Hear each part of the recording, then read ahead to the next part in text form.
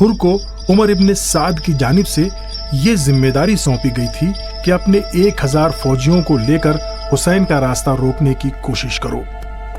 मैं आखिरी शख्स था जो तवील मसाफत के बाद जू हुसम की बुलंदियों पर उसकी फौज से मुलक हुआ।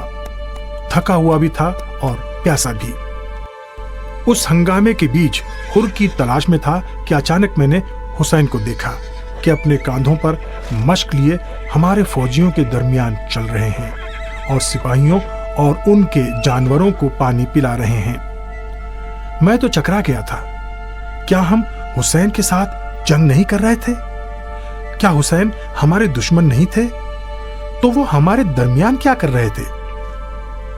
आपने मुझे दूर से देखा तो मैंने अपने आप को छुपाने की कोशिश की।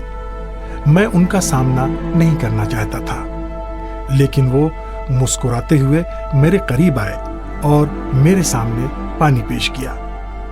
रास्ते की थकावट ने मुझे बेबस कर रखा था और मुझ में मश्क उठाने की ताकत भी नहीं थी। हुसैन ने मुझे देखा तो कहा, तुम बहुत थके हुए लग रहे हो। मैंने कुछ नहीं कहा, लेकिन उन्होंने करीब आकर मेरे हाथ से मश्क ले ली और कहा कि मैं तुम्हारी मदद करता हूं।